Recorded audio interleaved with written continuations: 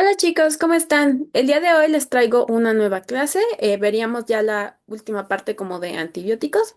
O sea, como tal, aún faltaría otra clase que serían de los antimicobacterianos o antifímicos, pero eso como que lo tomo aparte. No sé, o sea, yo lo cuento como aparte. Entonces esto sería como ya lo tercero de los antibióticos como no específicos contra micobacterias, ¿ok? El día de hoy pues veríamos el tema de inhibidores de síntesis de pared bacteriana. O sea, los betalactámicos, así también se denominan. Y también vamos a ver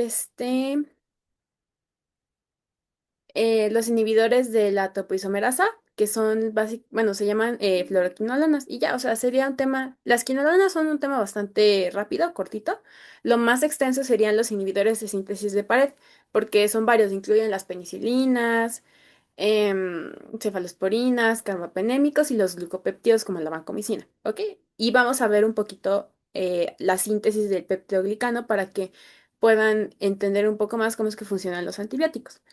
Entonces, aquí les hice como dos esquemas acerca de la membrana y la pared de dos bacterias, bueno, dos grupos de bacterias, de las bacterias gram positivas y de las bacterias gram negativas. Como ven, la estructura pues de las paredes y de las membranas son bastante diferentes. Por un lado, en las bacterias gram positivas vamos a tener una gran capa, que es esta, de peptidoglucano. Es bastante gruesa. Asimismo, las bacterias gram negativas también lo van a tener, pero esto en menor medida. Es más, es principal, bueno, más característico de las gram positivas que tengan este peptidoglicano. Y aquí es donde van a actuar justamente los betalactámicos que les mencionaba. Entonces, por eso mismo es que los betalactámicos como penicilinas, cefalosporinas, carbapenémicos y eso, actúan más contra bacterias gram positivas, aunque también tienen cierta actividad contra algunas bacterias gram negativas. Mm, ¿Qué otros componentes vamos a tener?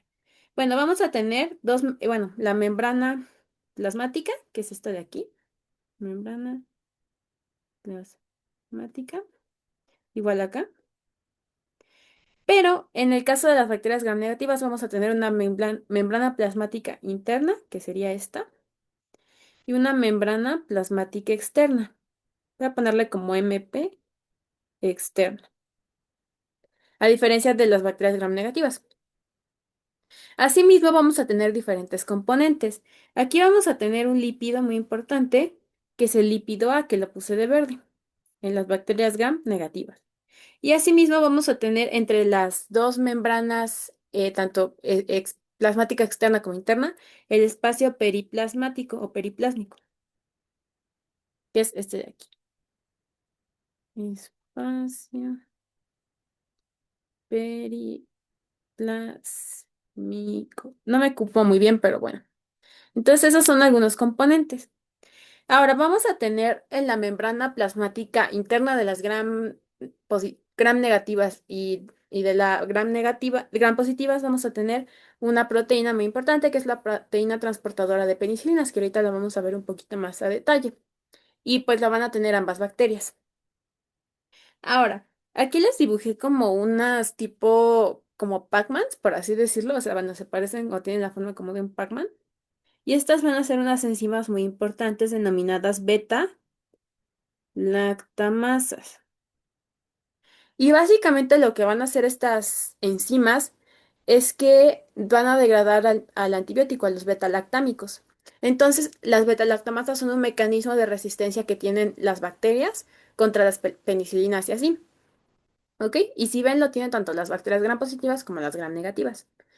Pero bueno, eso es como a grandes rasgos como las características de ambas paredes y membranas de bacterias gram positivas y gram negativas. Pero ahora vamos a ver cómo es que ocurre la síntesis de peptidoglucano, que les digo que es importante porque aquí es donde van a actuar los medicamentos que vamos a ver en la clase de hoy. Como tal, la síntesis de peptidoglucano tiene como a grandes rasgos tres fases y estas son las que vamos a revisar. Una vamos a tener una fase citoplasmática, una fase de membrana y una fase periplasmática. Esas son las tres fases que vamos a ver. Pero vamos a empezar con la primera. En la fase citoplasmática básicamente va a ocurrir la síntesis de precursores.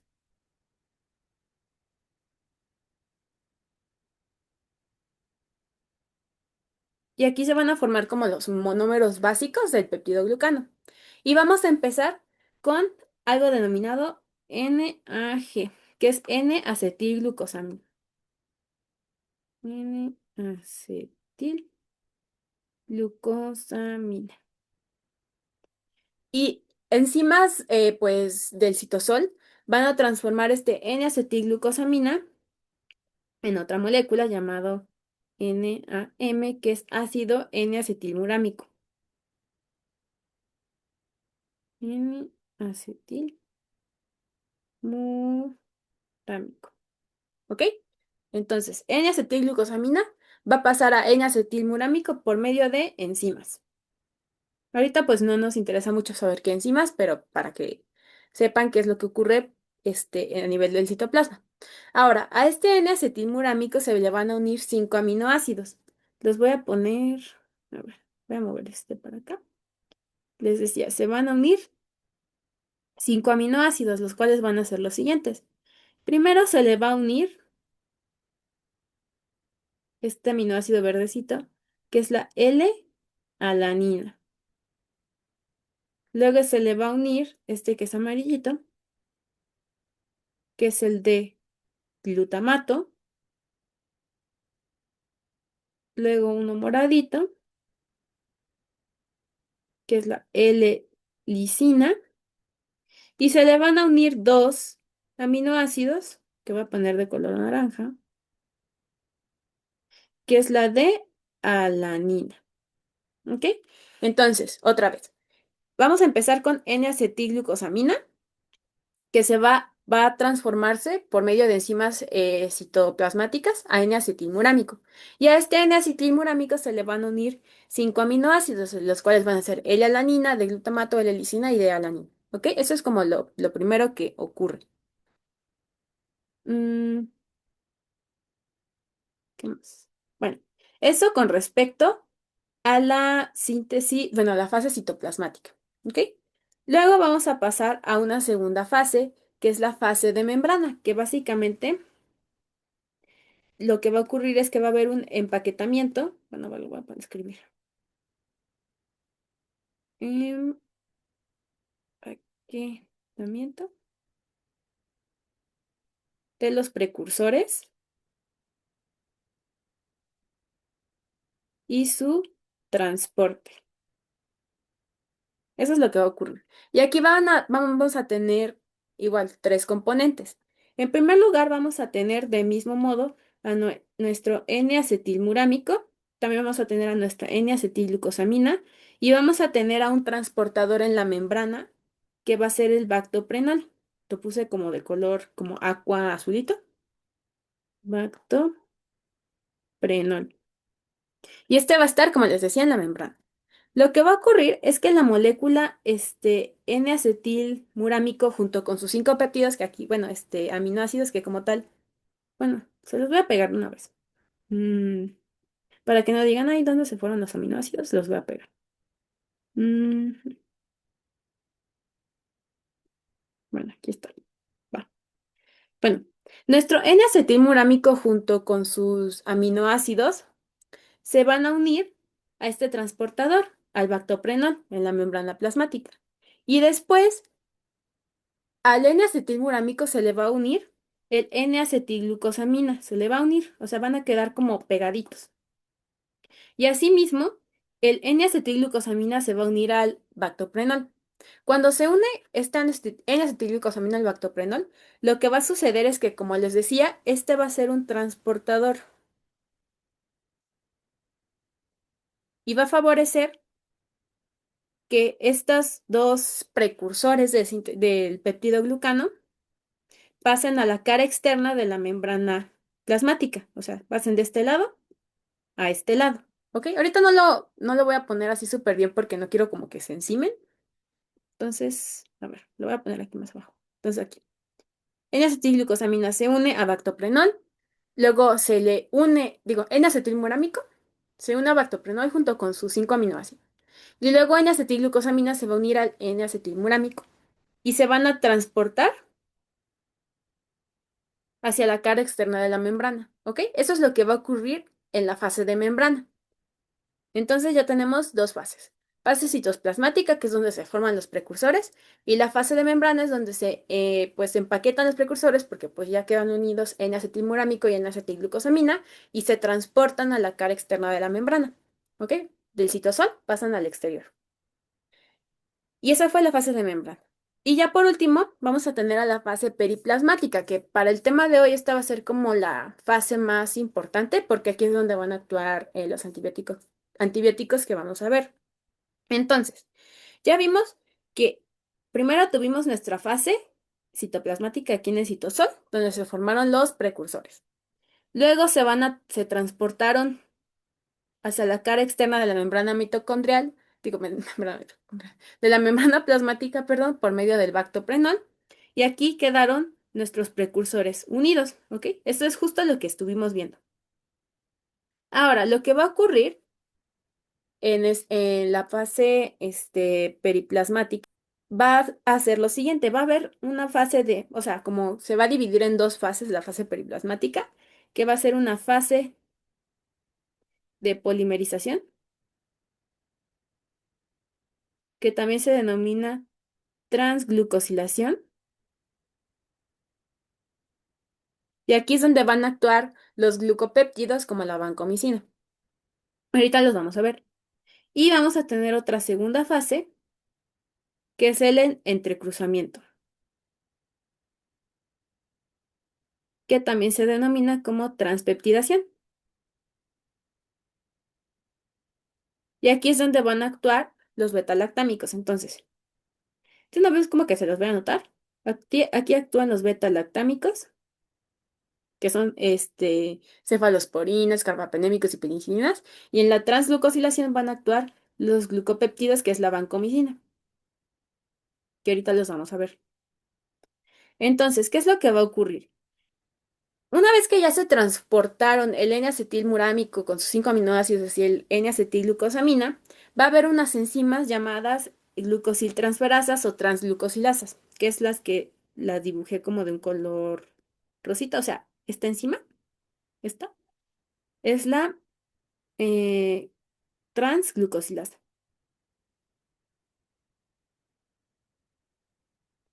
Y lo que va a hacer esta enzima transglucosilasa es que va a unir a los monómeros de N-acetilmurámico con ese acetilglucosamina, o sea, por así decirlo. Si ven, aquí tenemos a los que se transportaron por medio del bactoprenol y aquí ya tenemos también otros. Lo que va a hacer la glucosiltransferasa o la transglucosilasa es que va a unir estos que tengo aquí, este N-acetilglucosamina y este N-acetilmurámico, con los siguientes. Eso es lo que va a hacer.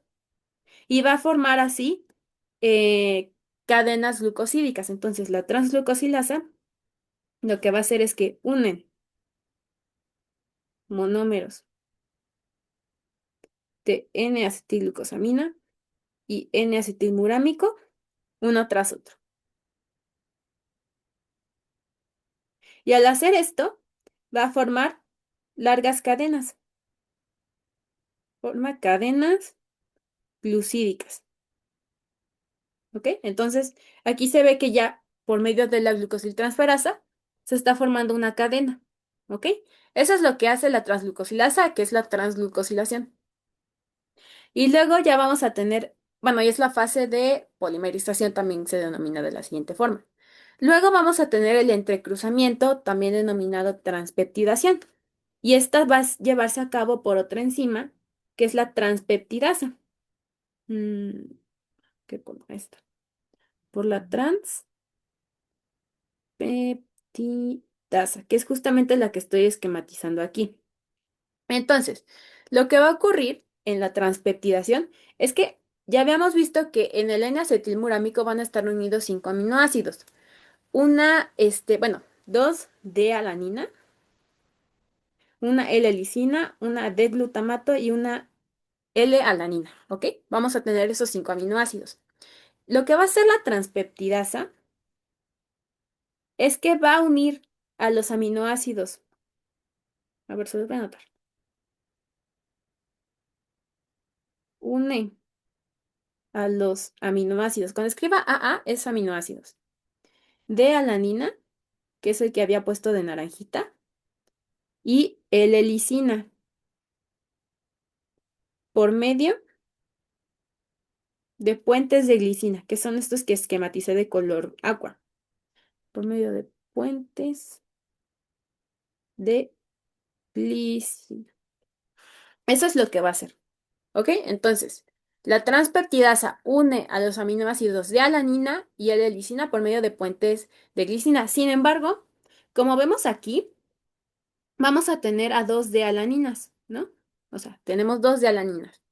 Sin embargo, cuando se va a unir la L-licina, que es esta que estoy como señalando, con una de alanina, una de esas de alanina se va a perder, como ven aquí, o sea, de que se une, pero esta se va, se pierde y aquí ya solo tenemos cuatro aminoácidos en vez de cinco, ¿ok? Eso es lo que va a ocurrir. Y así sucesivamente, aquí igual, en vez de tener mis cinco aminoácidos, solo voy a tener cuatro porque se fue una de alanina. Y esa fue como tal la fase de entrecruzamiento. Y sí tiene como sentido, o sea, se ve como que se están cruzando. Y con lo que el fin o como lo que vamos a lograr con este entrecruzamiento es que se le da a la membrana, o bueno, a la pared bacteriana como más estabilidad, más dureza. O sea, aquí se ve que es como bastante firme. Este es como ya el esquema más simple y este es como el esquema más completo en el cual se ve la fase de transcriptación y transglucosilación. ¿Ok? Entonces ya vimos que tiene tres fases la síntesis de peptidoglucano. Fase citoplasmática, de membrana, en la cual pues básicamente ocurre como el transporte. Y la fase pariplasmática, que ocurre la fase de transglucosilación y transpeptidación. ¿Ok? Entonces, pues como tal, eso sería la síntesis de pared bacteriana. Obviamente va a ser mucho más compleja que esto, o sea, si ven en un libro y así, va a ser más compleja, pero intenté dárselos como de una manera más simple, pero para que sí vieran un poco más allá de solamente la fase de transpeptidación y transglucosilación. O sea, quería enseñarles un poquito más de esto. Pero, pues, como tal, sería todo de síntesis de pared bacteriana. Ahora ya vamos a empezar a hablar acerca de los antibióticos que actúan a este nivel, que les decía que son los beta-lactámicos. Entonces vamos a empezar. Beta-lactámicos. Les decía que son varios. Tenemos penicilinas, cefalosporinas y carbapenémicos. Todos los beta-lactámicos van a tener el mismo mecanismo de acción, que es lo que les decía, que generan inhibición de la enzima transpeptidasa, que lo había puesto creo que de moradito.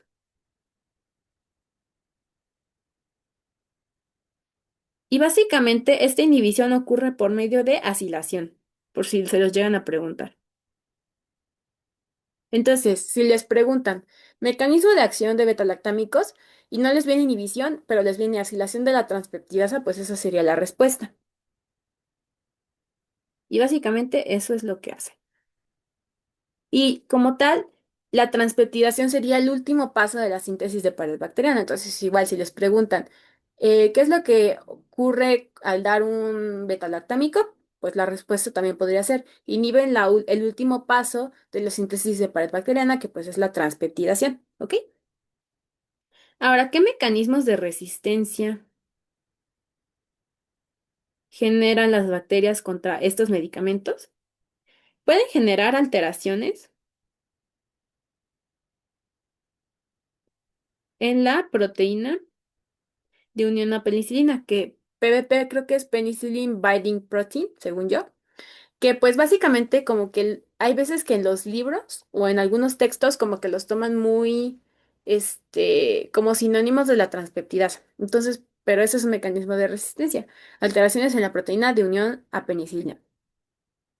También otro mecanismo es que disminuyen la concentración del beta-lactámico para que pues no genere tanto efecto. Y el tercero, que es como el más importante, bueno, para la vida y así, es que generan degradación enzimática del medicamento por medio de beta-lactamasas. Ahora, estas beta-lactamasas muchas veces también las describen como penicilinasas o como carbapenemasas, creo, algo así. Entonces, pero básicamente los dos son beta-lactamasas. ¿Ok? Porque pues son beta-lactámicos y beta-lactamasas pues la degradan, básicamente. Entonces, más o menos va a ocurrir algo de esta manera. Supongamos que aquí tengo una cadena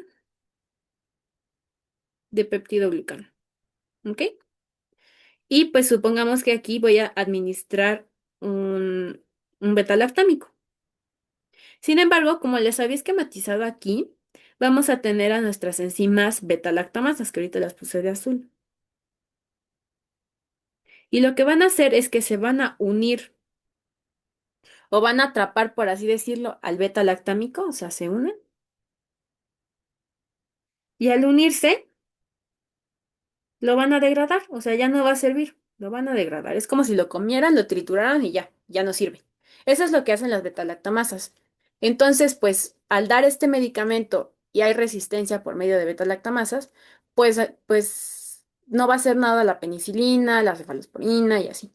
Eso es lo que va a ocurrir. Ahora, ¿qué se hace en este caso? Porque es muy frecuente que ya haya producción de beta-lactamasas. Lo que va a ocurrir es que para evitar esto, para evitarlo, se administran en combinación con el beta-lactámico un inhibidor de beta-lactamasa. ¿Ok? Eso es lo que se hace. Ahora, ¿qué inhibidor de beta-lactamasa se puede utilizar? Uno es el clavulanato. Clavulanato o ácido clavulánico. O sea, yo creo que a todos nos han recetado algún antibiótico. Creo que el que más he escuchado que se administra con clavulanato es la amoxicilina, que es amoxicilina con ácido clavulánico. Entonces, lo que les decía es que este ácido clavulánico o clavulanato es un inhibidor de beta-lactamasa. Entonces, supongamos que aquí tengo mi beta-lactamasa y es una bacteria que pues ya tiene cierta resistencia a las penicilinas, ¿no? Entonces, aquí voy a administrar a mi mm, penicilina, pero también va a ir junto con un inhibidor de beta-lactamasa, que es el clavulanato. Entonces, al administrarlo en conjunto, lo que va a hacer es que el clavulanato como que se adelanta y va a inhibir a la beta-lactamasa. Y al inhibir la beta-lactamasa, pues el beta-lactámico, la penicilina, ya va a poder destruir o inhibir la síntesis de pared bacteriana. ¿Ok? Eso es lo que va a hacer el administrar en conjunto ácido clavulánico. Me acuerdo que cuando estaba en segundo, sí llegaron a hacer una pregunta con respecto a esto. O sea, creo que preguntaban de que cuál es el mecanismo de acción del ácido clavulánico o por qué se administra ácido clavulánico junto con penicilinas y así. Y era porque justamente generaban una inhibición irreversible. Entonces, mecanismo de acción del ácido clavulánico es una inhibición irreversible de las beta-lactamasa. ¿Ok? Entonces, esto podría ser algo que les lleguen a preguntar. Mecanismo de acción del clavulanato, inhibición irreversible de la beta-lactamasa, o cuál es el propósito de dar clavulanato, pues que no se degrade el beta-lactámico por medio de beta-lactamasas. ¿Ok? Estos podrían ser como formas en las que les plantearían el uso de clavulanato, ácido clavulánico y así. ¿Ok? Entonces, por eso, este mecanismo de resistencia por parte de las bacterias es muy, muy, muy importante. Pero, pues, ya. Ahora vamos a ver específicamente ya como los betalactámicos, porque ya les dije como su mecanismo de acción así como a grandes rasgos de todos, pero vamos a hablar específicamente de las penicilinas. En su temario van a venir varias. Van a primero venir las penicilinas G, o también denominadas bencilpenicilinas. Bueno, las voy a anotar completo para que no se confundan. Penicilina G, que les digo, también se denomina bencilpenicilina. Y la penicilina V. Vamos a tener estas dos penicilinas, penicilina G y penicilina B. Y básicamente, estas son muy fáciles de hidrolizar por medio de betalactamasas. Se hidrolizan fácilmente por beta-lactamasas. Ahora, ¿qué actividad microbiana van a tener? O bueno, antimicrobiana. Como les decía, los betalactámicos como que son más eficaces contra bacterias gram positivas, pero también van a tener eficacia contra algunas bacterias gram negativas. Esto también va a depender del medicamento y así. Entonces, les decía, actividad contra bacterias gram positivas. Algunas podrían ser Neisseria, meningitidis, también contra Clostridium. Y les digo, variable contra gram negativos. O sea, les digo, ya depende del medicamento y así. Em, Ahora, ¿qué actividad, digo, farmacocinética van a tener? Bueno, algo importante es que la penicilina G, sobre todo la penicilina G benzatínica, también se utiliza para el tratamiento de sífilis, que es básicamente creada, bueno, no creada, generada por Treponema pallidum, el sífilis. Sífilis, que es un espiroqueta, entonces también tiene actividad contra Treponema pallidum, nada más para que lo tomen en cuenta. Bueno, ahora, farmacocinética.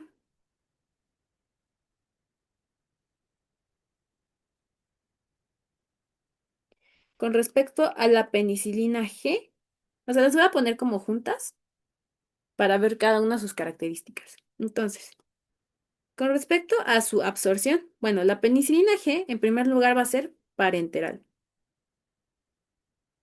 Va a tener una Cmax, concentración máxima, la alcanza entre 15 a 30 minutos. Sin embargo, la penicilina B va a tener una mejor absorción y va a tener una concentración máxima que la alcanza de 30 a 60 minutos. La penicilina G también, otra característica importante es que se puede administrar de dos formas o va a tener dos preparaciones llamadas preparaciones de depósito,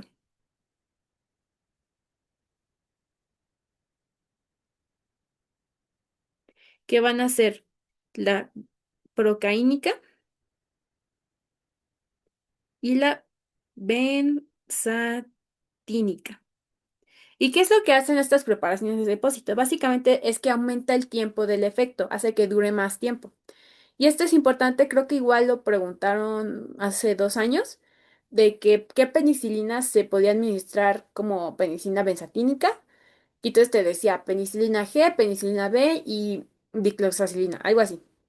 Entonces la respuesta era penicilina G. Entonces también les podrían preguntar como qué tipo de penicilina tiene como preparaciones de depósito, ¿ok? O cuál es el fin de dar preparaciones de depósito, pues que aumente el tiempo del efecto. Y les decía, la penicilina que se usa para el tratamiento del sífilis es la penicilina G, benzatínica. Y ya, bueno. Mm, Ahora, igual, algo muy importante que esto aplica para las dos penicilinas, tanto la G y la B, es que se debe administrar ya sea 30 minutos antes de comer o 2 horas después de comer. Esto debido a que la comida afecta su absorción. Ok, les digo, esto aplica para las dos.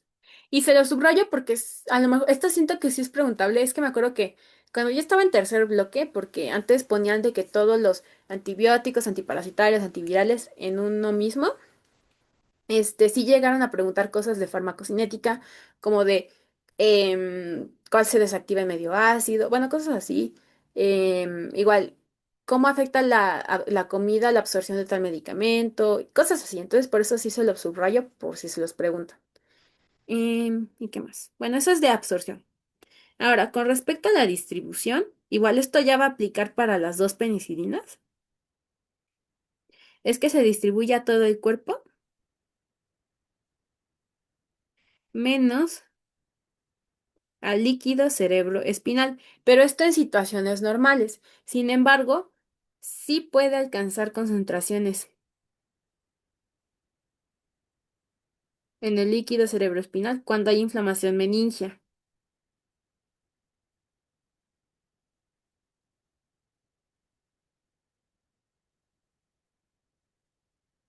Ok.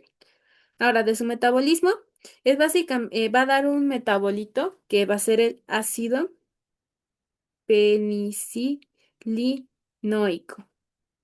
Y este ácido penicilinoico va a actuar como un apteno, que un apteno, si se acuerdan de sus clases de inmune, es un antígeno de bajo peso molecular que como tal por sí mismo no desencadena una respuesta inflamatoria, pero que si se une a un transportador, pues sí la genera. Y esto es importante justamente porque las penicilinas, como efecto adverso muy frecuente, es que generan hipersensibilidad. Y está muy relacionado con esto de los aptenos. Por eso es muy frecuente que escuchen de que alguien, o a lo mejor ustedes, son alérgicos a la penicilina, ¿ok? Por esta hipersensibilidad generada por el apteno. Ahora, de eliminación, vamos a tener que es renal y tiene una vida media que es de 30 minutos. Ahora, otra cosa importante como interacción farmacológica es que al dar penicilina con probenecid, al administrar con probenecid, disminuye la secreción tubular del antibiótico. ¿Y por qué ocurre esto? Les voy a hacer como un esquema. Aquí vamos a tener a nuestro eh, glomérulo, luego nuestros capilares peritubulares, luego nuestros túbulos renales. Me quedó medio feo, pero bueno. Y vamos a tener aquí en nuestro túbulo renal un transportador.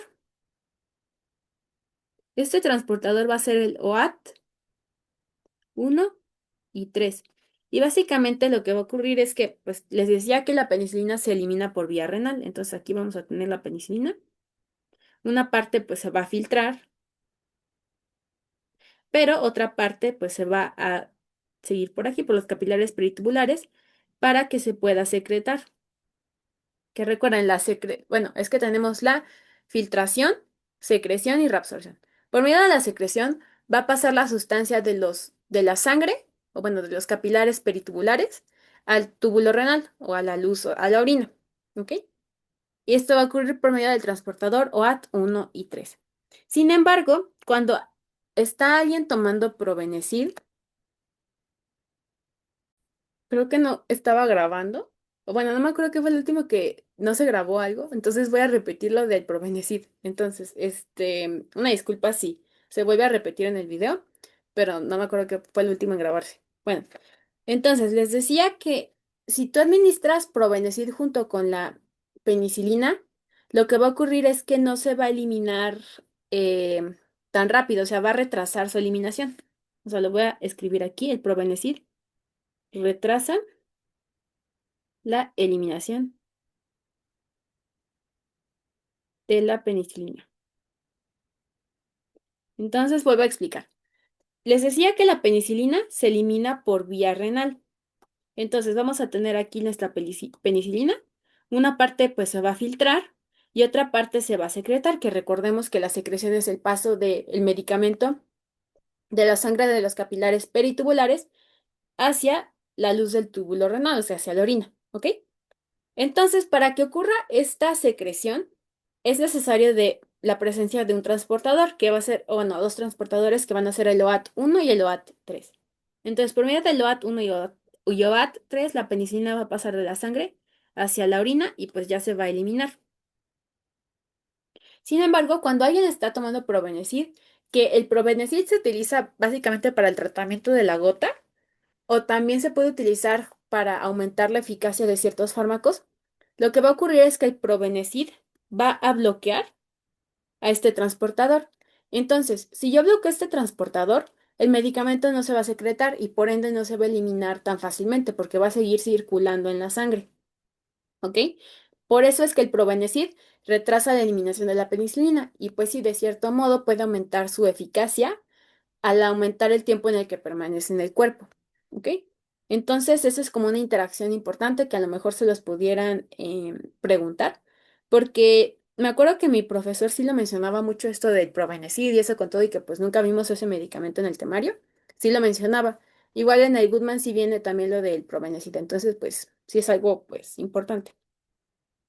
Y pues ya, eso sería como tal de farmacocinética de las penicilinas, bueno, de la penicilina G y de la penicilina B. Ahora vamos a ver otro tipo de penicilina que va a ser la dicloxacilina. Y ojo, suena muy similar a doxiciclina, pero no es lo mismo. La doxiciclina la vimos, creo que la vez pasada, es una tetraciclina, ¿ok?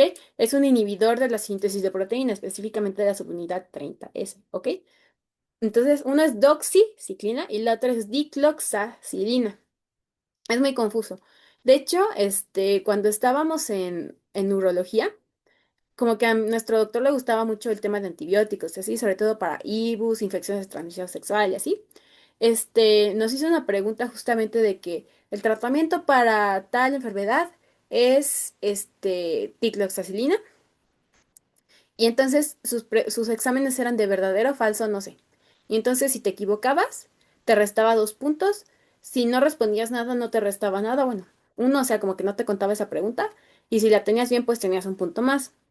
Entonces, pues la verdad es que la respuesta era falso, porque el tratamiento que se daba para esa enfermedad era doxiciclina. Pero pues por no leer bien y así, varios se equivocaron y pusieron verdadero. Entonces, ¿para qué? Por si les llegan a preguntar de que la siguiente es una penicilina resistente a la degradación por penicilinasas y les ponen dicloxacilina, doxiciclina y, no sé, penicilina B, pues la respuesta es dicloxacilina, no doxiciclina. O sea, ahí sí les pido como que lean muy bien lo que les están preguntando porque pues luego uno como que lee rápido y pues se puede confundir. Nada más como precaución para ustedes. Entonces, la dicloxacilina, como les mencionaba en esta como pregunta que les podrían de hacer, es una penicilina resistente a la degradación por penicilinasas. Igual les digo, esto es importante. A lo mejor se los podrían preguntar. ¿Qué actividad antimicrobiana tiene contra gram positivos? También con, bueno, Staphylococcus aureus, o sea, ya más específico, y también contra estafilococos productores de penicilinas. ¿Qué farmacocinética va a tener la dicloxacilina? Con respecto a su absorción, va a tener una biodisponibilidad que va del 30 al 80%, sobre todo en tubo digestivo. Va a tener una concentración máxima que va a alcanzarla en 1 hora. Con respecto a su distribución, va a tener una unión a proteínas plasmáticas del 90 al 95% y alcanza concentraciones en líquido cerebroespinal. Por ende, se puede utilizar para tratamiento de meningitis. Y bueno, de su eliminación va a ser tanto renal como biliar con una vida media que va de los 30 a los 60 minutos. ¿Ok? Entonces, lo más importante de la dicloxacilina es que es resistente a la degradación por penicilinasas, porque les decía que la penicilina G y la B como que son más fáciles de hidrolizar por estas enzimas. Y bueno, ya por último de las penicilinas vamos a tener a la amoxicilina, que es una aminopenicilina. Y ahora, la amoxicilina también va a tener un mayor espectro contra bacterias gram negativas. Entonces, esto es algo, pues, importante. Igual son fáciles de degradar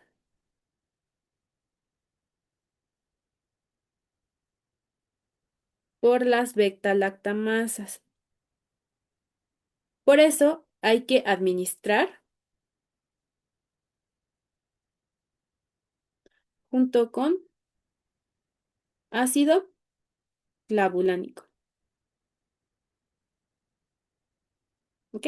Les decía, si van a una farmacia, yo creo que no se vende como tal la amoxicilina sola, o sea, eso tendría que checarlo, pero es muy frecuente que te den la combinación de amoxicilina con ácido clavulánico, justamente por esto de que se degradan por betalactamasas. Si tú administras el ácido clavulánico, pues aseguras que el medicamento, o sea, la amoxicilina, como tal, no vaya a ser degradada y pueda ejercer su efecto, ¿ok? Entonces, eso es importante. Bueno, farmacocinética de la amoxicilina.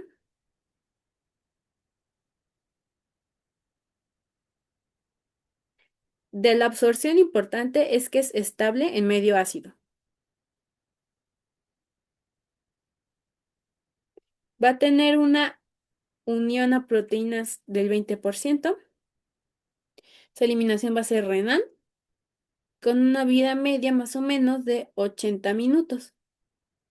Y al igual que con la penicilina G y B, es que el probenecil retrasa su eliminación. Igual por la misma vía de que inhibe al OAT 1 y 3, entonces pues no se va a poder secretar adecuadamente, ¿ok? Y pues ya, eso sería como tal todo de las penicilinas que vimos tres. Bueno, cuatro. Penicilina G y B, dicloxacilina y la amoxicilina. Y vimos también al clavulanato. Ah, no, bueno, antes de terminar con esto, vamos a hablar acerca de efectos adversos frecuentes de las penicilinas en general, ya sea de la G, B, dicloxacilina, amoxicilina, pues todas son penicilinas, entonces, pues todos pueden tener estos efectos adversos. Uno súper frecuente, que ya les mencioné, es la presencia de hipersensibilidad, sobre todo mediada por IgE. También pueden generar agranulocitosis y en casos raros pueden generar hepatitis. Y ya. Entonces, siguiente grupo de medicamentos, o bueno, de betalactámicos van a ser las cefalosporinas. Les digo, todos los betalactámicos van a tener el mismo mecanismo de acción de que inhiben a la transpeptidación, o sea, la transpeptidasa. Pero aquí lo que vamos a ver es que las cefalosporinas se van a dividir en diferentes generaciones. Como tal, vamos a ver 5 generaciones de cefalosporinas. Vamos a ver cuáles son las cefalosporinas de cada generación y como cuál es su aspecto antibacteriano en general. Entonces vamos a empezar por eso. Entonces, primero vamos a ver la primera generación. ¿Qué cefalosporinas son de primera generación? Vamos a tener a la cefazolina, a la cefadroxilo y a la cefalexina. Bueno, aquí le voy a poner cefalexina. Entonces vamos a tener esas tres. Y como para que se acuerden de la primera generación, ¿cuál es la primera letra del alfabeto? La letra A, ¿no? Entonces, todas las cefalosporinas van a empezar con el prefijo cef de cefalosporina, ¿no? Pero las de primera generación como que van a ser cef-A, o sea, cefa. Entonces, cefazolina, cefalexina y cefadroxilo. Entonces, como que quédense de que la primera letra del alfabeto A y por ende primera generación de cefalosporinas. Eso como que me lo enseñó mi doctor de cuando estaba pues en farma. Pues es un buen hack, yo creo. Y bueno, ¿qué espectro o actividad antimicrobiana van a tener? Bueno, voy a poner aquí. Actividad. Van a tener actividad contra estreptococos, contra Staphylococcus aureus, también contra Proteus, E. coli y Klebsiella. Ahora, tanto Proteus como E. coli como Klebsiella van a ser bacterias gram negativas. Y esto también fue una mnemotecnia que nos dio nuestro doctor. A ver, entonces voy a ponerlo así.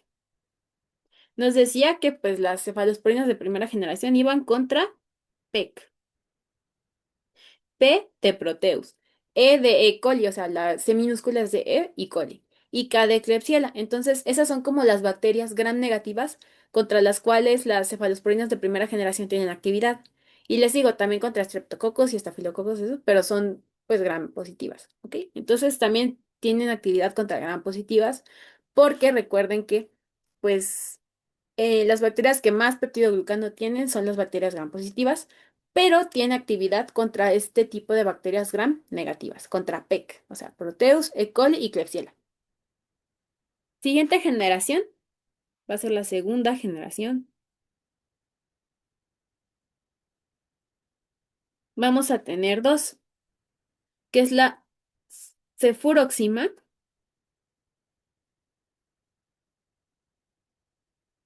y cefoxitina. Ahora, habíamos visto que en la primera generación vamos a tener cef más una A, cefa.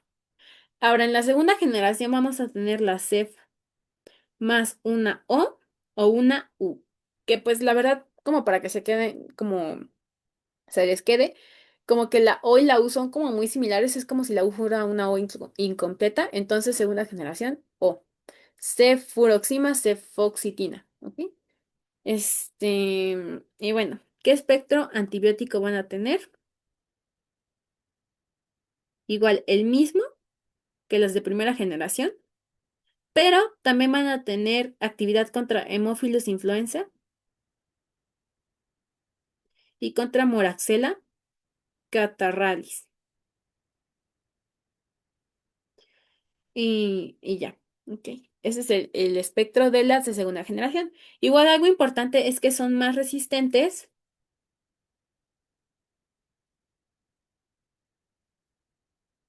a hidrólisis por beta lactamasas. Ya. Bueno, tercera generación de cefalosporinas. Vamos a tener a la ceftriaxona y la ceftazidima. Igual, así como las de segunda generación, también van a ser más resistentes a hidrólisis por beta-lactamases. Y ahora, las de tercera generación como de, pues, tipo mnemotecnia, que pues no es como mnemotecnia, pero a lo mejor les ayuda como hack, es que es cef más puede ser una D, una T o una P. Les digo, las más representativas es la ceftriaxona y ceftazidima, que empieza con T. Y como que para que igual se les quede, quédense que T de 3 tercera generación, ¿ok? Ceftriaxona 3 tercera generación, y ceftazidima. No sé si les sirva, pero bueno. Así es como yo también me las llegué a aprender. Y espectro antibiótico, les digo, igual contra Haemophilus influenza, también contra Enterobacter, contra Neisseria, contra Proteus, contra E. coli, Klebsiella y Pseudomonas.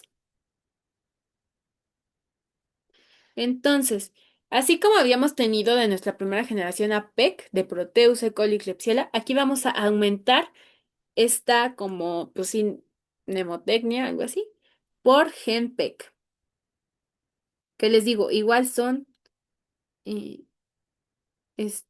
gen PEC más P, perdón, que igual son bacterias gram negativas. H de Haemophilus, E de Enterobacter, N de Neisseria, P de Proteus, E y C de E. coli, K de Klebsiella, Pseudomonas. ¿Ok? Esa va a ser nuestra, pues, como mnemotecnia de las cefalosporinas de tercera generación, GenPEC.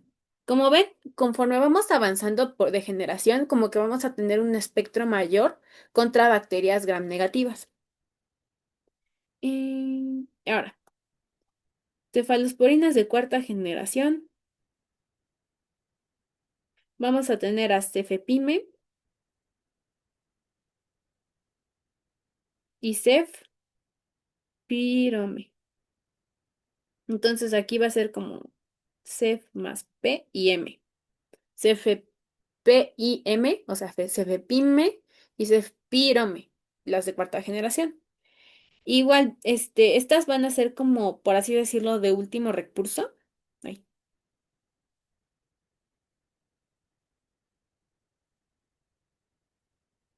Y tiene igual una actividad antibiótica muy similar a las de cuarta generación, o sea, lo de Genpec más P. Y bueno, por último vamos a tener las de quinta generación, que van a tener como unos nombres un poquito más extraños, que van a ser la ceftarolina y el ceftobiprol.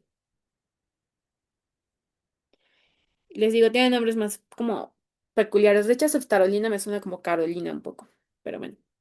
Igual van a ser similares a las de tercera generación, la actividad antimicrobiana. Se usa para el tratamiento con DS aureus meticilino, meticilino resistente,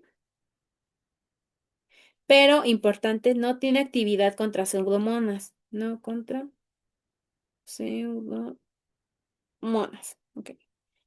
Ahora, farmacocinética en general, o sea, no les voy a dar de cada una porque si no sería larguísimo y pues la verdad no es, o sea, hace 2 años en mi depa como tal no preguntaron de cefalosporinas porque en su temario como que no vienen muy específico qué tipo de cefalosporina, o sea, yo creo que viene, por eso se las doy así como de por generación. Entonces, igual de farmacocinética se las voy a dar como muy como general para todas las cefalosporinas y no me voy a centrar en cada una de ellas. Entonces va a ser la siguiente.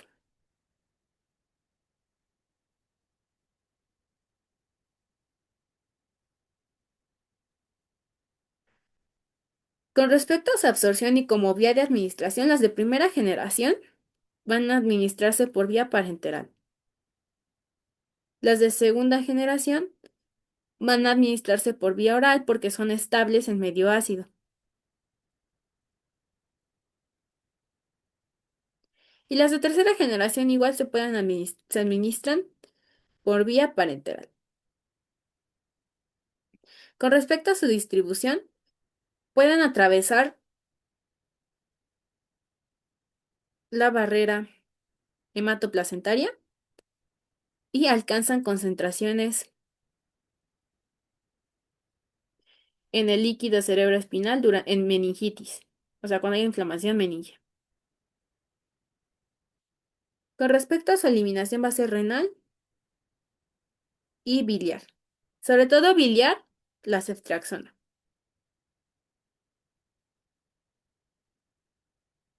Y ya. Y pues vamos a checar los efectos adversos. De igual manera, así como las penicilinas, las cefalosporinas igual pueden generar hipersensibilidad. Y este tipo de hipersensibilidad también se denomina hipersensibilidad cruzada.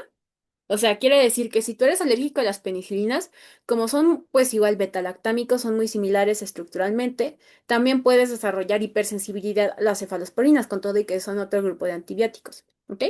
Entonces, hipersensibilidad cruzada debido a alergia a penicilinas. También pueden generar agranulocitosis,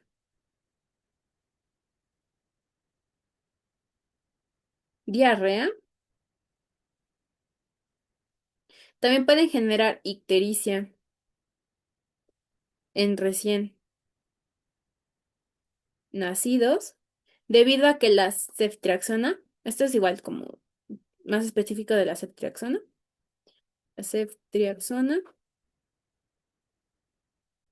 la ceftriaxona desplaza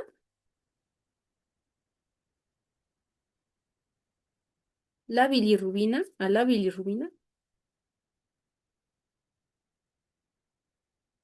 de la albúmina. Esto ya lo habíamos visto con otro antibiótico, que era la con las sulfas, que se generaba algo llamado kernícterus, igual en recién nacidos. Entonces, por así decirlo, aquí voy a tener a nuestra albúmina unida a la bilirrubina, que es un pigmento. Y lo que va a ocurrir es que cuando tú administras al mismo tiempo ceftriaxona, sobre todo en recién nacidos, pues vas a mover, o sea, como que le vas a decir hasta un lado a la bilirrubina y la ceftriaxona se va a unir a la albúmina. Y esto genera, les digo, ictericia en recién nacidos, kernícteros y genera como un tipo de encefalopatía. Entonces, este es un efecto adverso como más específico de la ceftriaxona. Igual, la ceftriaxona puede generar otro efecto adverso que es la pseudolitiasis biliar. Esto debido a que em, la ceftriaxona se acumula en la bilis y aumenta su afinidad por el calcio. Entonces, como que, pues de cierto modo, como que se llega a medio precipitar. Entonces, pues la ceftriaxona, les digo, esto es más específico de ceftriaxona, genera esta litiasis biliar. Igual puede generar como kernícteros, así como las sulfas, ¿ok? Eso ya es todo con respecto a las cefalosporinas. Ya por último vamos a ver el último betalactámico o grupo de betalactámicos que son los carbapenémicos. Ahora, algo súper importante es que los carbapenémicos son de uso hospitalario. O sea, estos son como para infecciones de verdad graves y que sí ponen en peligro la vida, o para, bueno, infecciones por bacterias como ya multiresistentes, entonces no es como un medicamento que des como de primera línea. Entonces, importantes son de amplio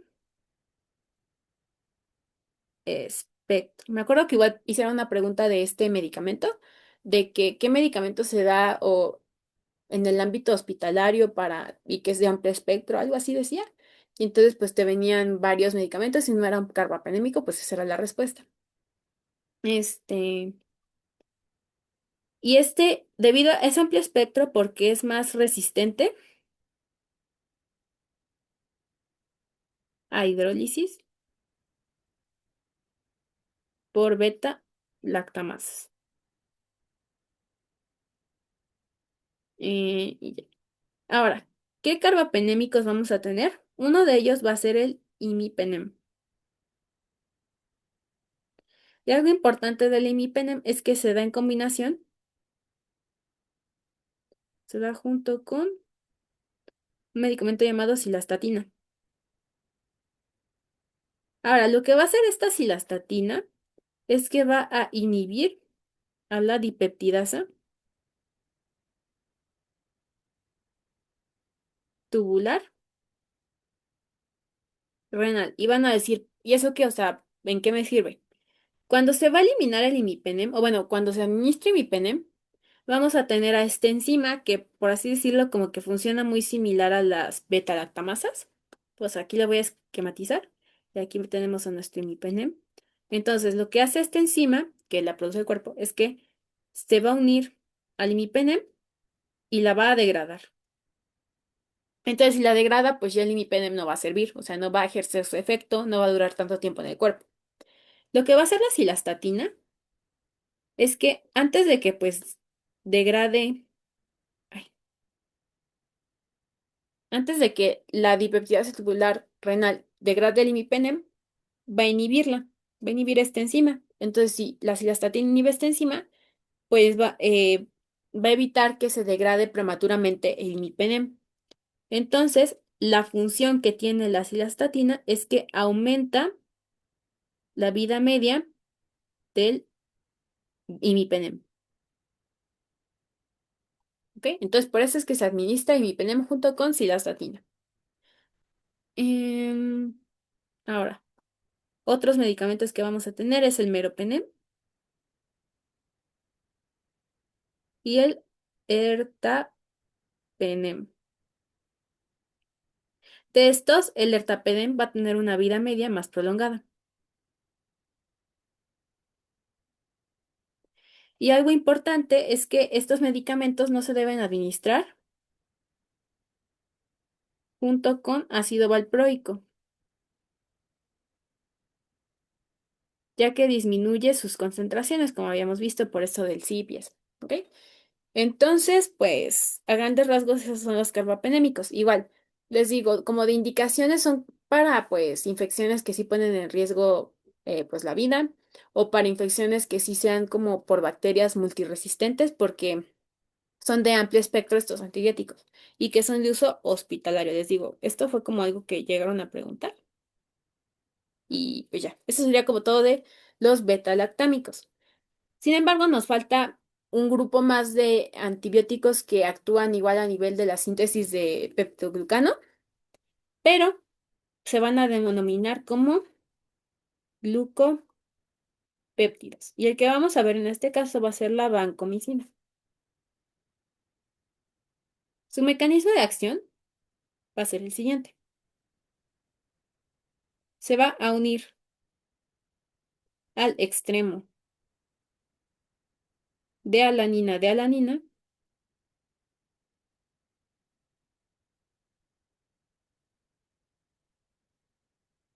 de las unidades precursoras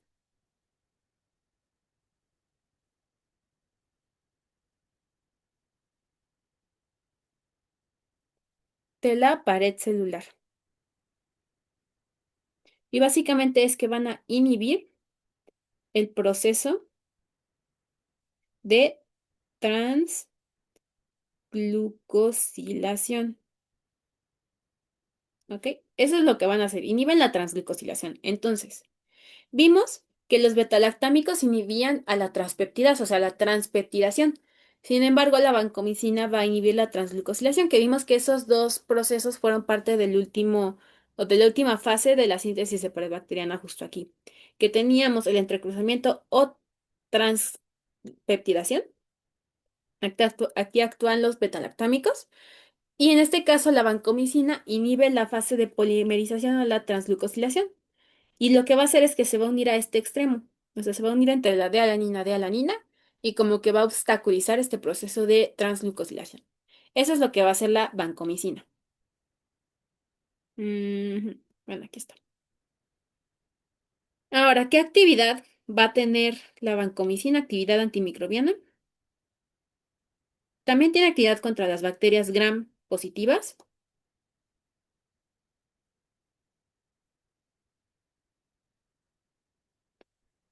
Va a tener actividad contra estreptococos resistentes a meticilina. Tiene actividad contra enterococos, también contra Staphylococcus aureus, meticilina resistente,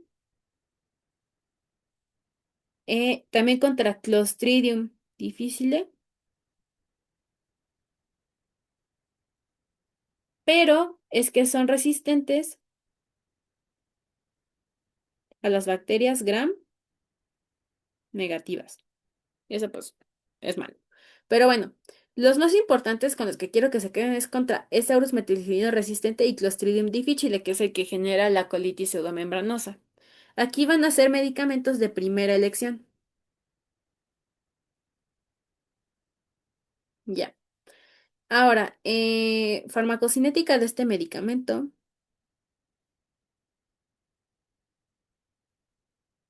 Como tal, la vancomicina se administra por vía parenteral, específicamente intravenosa.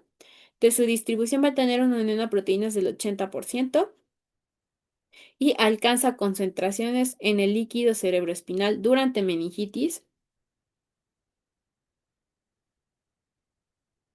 También alcanza concentraciones en bilis, en líquido pleural, en pericardio y líquido sinovial. Y bueno, su eliminación va a ser renal y va a tener una vida media de 6 horas. Esa va a ser su farmacocinética. ¿Qué efectos adversos puede generar la vancomicina?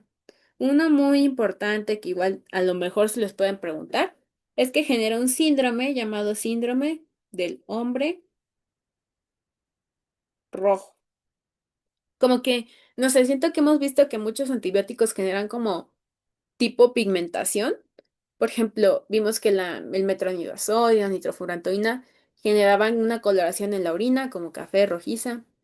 Vimos que justamente las sulfas y ahorita pues las ceftriaxona pueden generar pues ictericia en el recién nacido.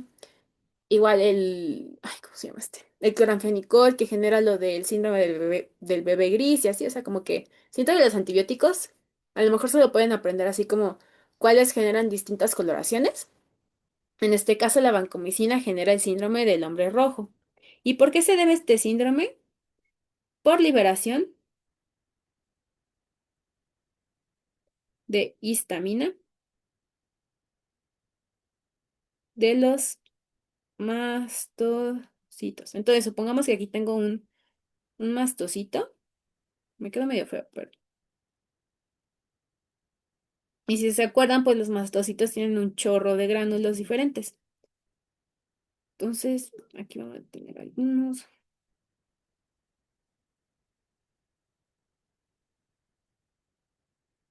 Entonces, cuando administran vancomicina, como que estimula que estas células, los mastocitos o células cebadas, granulen. Se va a liberar un buen de histamina, supongamos que este color aqua es de histamina, y esta histamina es lo que me va a generar el síndrome del hombre rojo, que se caracteriza, uno, pues presencia de eritema, también va a generar urticaria, hipotensión, porque justamente es pues un agente vasoactivo, o sea, genera vasodilatación, entonces pues si hay vasodilatación te baja la presión, por eso genera hipotensión. Y también taquicardia. La taquicardia es compensatoria. Taquicardia. O sea, cuando se baja la presión, pues como que se intenta, pues, late el corazón muy fuerte, ¿ok? Bueno, muy rápido, taquicardia. Entonces, en eso consiste el síndrome del hombre rojo por liberación de histamina de los mastocitos. También la vancomicina puede generar nefrotoxicidad y de igual manera pueden generar daño auditivo. Muy similar a los aminoglucósidos, ¿ok? Entonces, por esto mismo es que no se debe de administrar junto con aminoglucósidos, que generaban igual toxicidad renal y daño auditivo, ¿ok? Y pues ya, eso sería como tal todo de los inhibidores de síntesis de pared bacteriana. Y ya por último vamos a revisar los inhibidores de topoisomerasa, que son las fluoroquinolonas. Y entonces vamos a tener como tal dos inhibidores de topoisomerasa que de hecho, o sea, no inhiben únicamente la topoisomerasa, también inhiben a otra enzima que es la DNA-girasa. Pero estos les digo que se denominan fluoroquinolonas.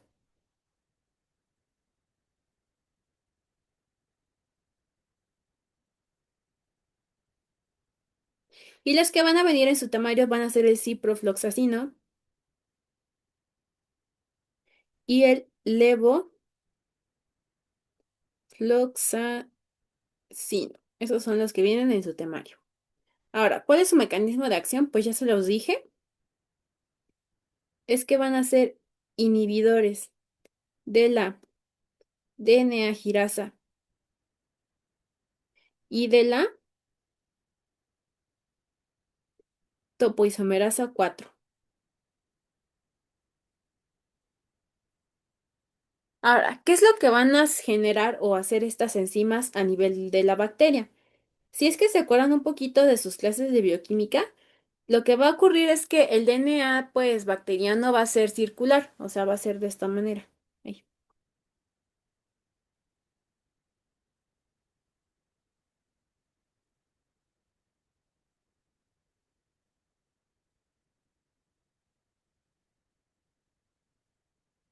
¿Ok? Va a ser algo así, el DNA bacteriano. Entonces, cuando se abren las cadenas, pues, bueno, se separan las cadenas del DNA, se van a separar las hebras de DNA, mejor dicho, pues esto va a generar que haya como un entrecruzamiento, o sea, como, no sé si les han pasado que, no sé, hay algo enrollado, como una cinta enrollada, ahorita como que no tengo nada para hacer eso, pero bueno, cuando enrollan una cinta y la empiezan a abrir, o sea, la jalan, como que se empiezan a girar más, ¿no? O sea, se empieza a enrollar más, pues las hebras, ¿no? Entonces, lo que va a hacer la DNA girasa es que evita el superenrollamiento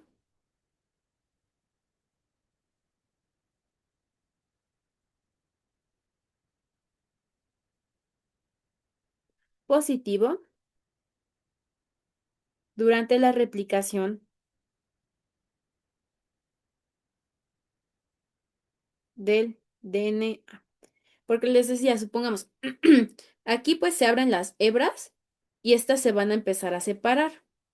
Y al separar, como que las hebras de DNA se van a enrollar cada vez más. Y esto pues no es bueno. Lo que hace la DNA girasa es que como que libera esta tensión y evita que ocurra este superenrollamiento, ¿ok? Evita como que se enrede más el DNA. Eso es lo que hace la DNA girasa. Les decía, disminuye la tensión. Y básicamente la disminuye al introducir segmentos, o sea, introducir segmentos de DNA, ¿ok? Ahora, lo que va a hacer la topoisomerasa 4 es que supongamos que, bueno, aquí ya tengo mi replicación, o sea, tengo una molécula de DNA,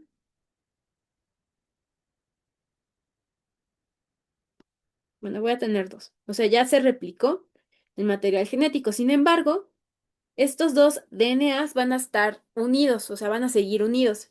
Lo que va a hacer la DNA, la topoisomerasa 4, es que va a servir como, por así decirlo, como unas tijeras y va a separar, lo voy a escribir aquí, separa las moléculas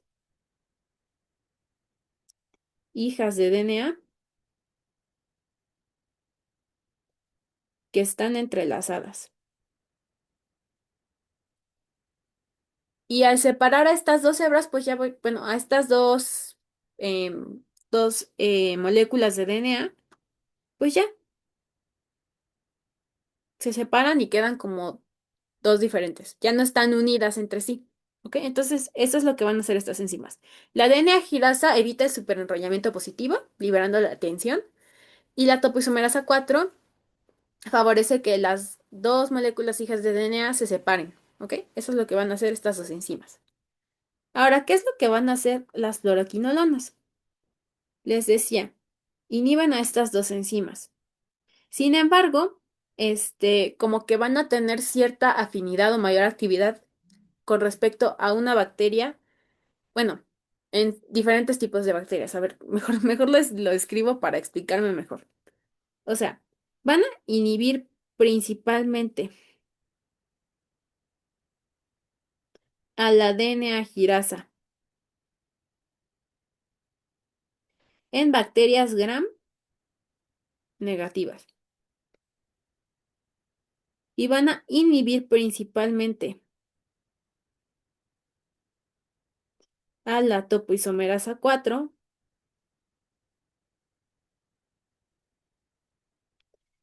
en bacterias gram positivas.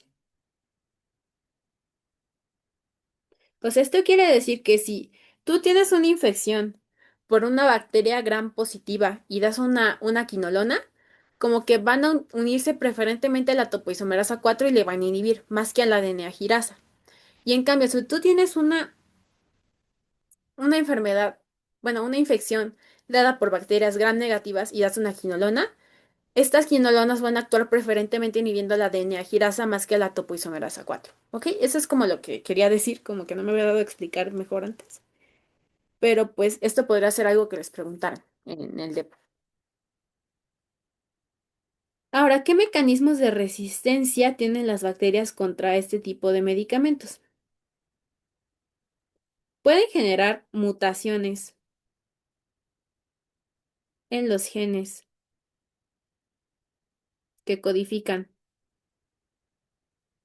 estas enzimas.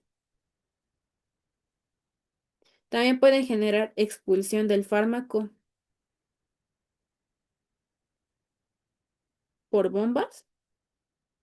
Y ya, esos son como algunos mecanismos de resistencia. Y bueno, ¿qué efectos adversos van a generar las quinolanas o pueden generar? Pueden generar malestar gastrointestinal como náusea, vómito, dolor abdominal. También pueden generar cefalea, mareo, insomnio. También pueden generar ansiedad, exantema, debido a que generan fotosensibilidad. Y muy importante, pueden generar artralgias y, más grave que las artralgias, pueden generar una ruptura del tendón de Aquiles. ¿Ok? De hecho, se recomienda que no se den quinolonas en niños ni en adultos mayores, justamente por esto de ruptura del tendón de Aquiles, porque pues sí es algo bastante grave. De hecho, a un amigo, justamente le recetaron una quinolona por no me acuerdo qué infección le dio. Y él es mucho de ir al gimnasio y así, entonces como que justamente por este efecto adverso como que le dio cosa ir a entrenar por este efecto adverso que puede generar. Entonces esto yo siento que pues sí es un efecto adverso como bastante preguntable porque no es tan, pues no es un efecto adverso frecuente, ¿no? Igual, de igual manera también pueden generar prolongación del intervalo QT. Entonces estos dos efectos adversos sí son bastante importantes. Mm, ¿Qué más? ¿Qué más? Ah, bueno. Farmacocinética de las quinolonas.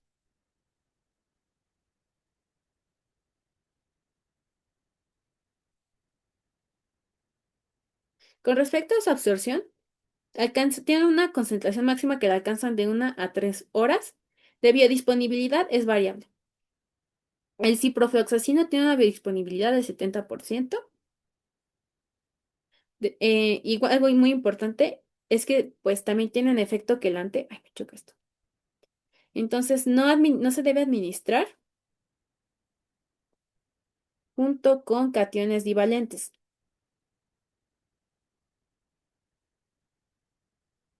Esto porque genera un efecto quelante y disminuye la biodisponibilidad, ¿ok? Así como la doxiciclina no se debe administrar con cationes divalentes. Ahora, de distribución, alcanza concentraciones